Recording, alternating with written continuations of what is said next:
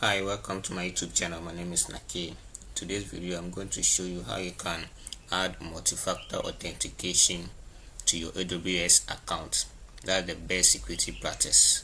So from the home or from your management console, just search for IAM or you go to service under security, then you find IAM, identity and access management. There, click on that.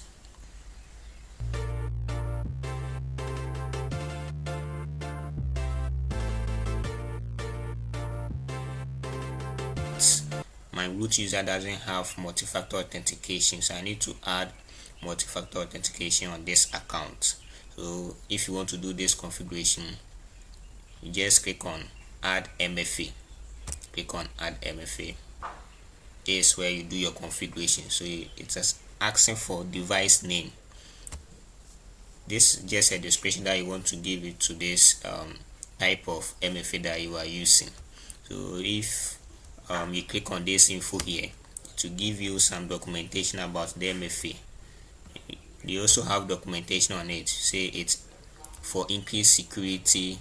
They recommend that you configure multi-factor authentication on your AWS resource. They have also listed some MFAs available that you can use passkey, you can use security keys. There are many. You have virtual authentication applications. We have hardware, time-based, one-time password, and other type of multi-factor authentication. You will configure a device name. I'm going to use Google Authenticator for this. You can use Microsoft Authenticator or any other multi-factor generated password application. So I will use Google Authenticator for this. So I'll call this maybe alright, I'm using Samsung phone, so let me call this maybe Sam underscore key. Let me name it like this for easy identification. Then when you scroll down, you can choose the type of MFA device. Is it a passkey or security key? Is it a hardware, time-based, one-time password? Is it an authenticator app? I'm going to use authenticator app. That's Google Authenticator. So I'll choose the middle one, go to next page. Alright, so here telling that you need to install the compatible applications such as Google Authenticator, Duo Mobile, Auth app on your device. I already have Google Authenticator on my device, so I'll just show the QR code, show this QR code and scan it with my Google Authenticator. And it's done. So I'm just asking you to enter two verification codes. So you wait, you enter first one, you wait.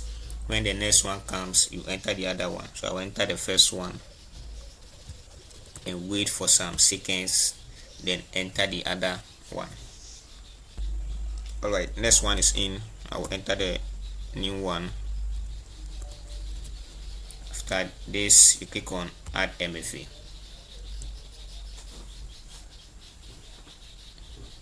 So now our account is MFA protected. Yeah.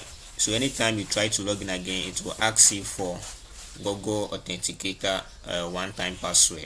So we'll do that one now. Let me log out and show you how that one is done. So I'll just log out.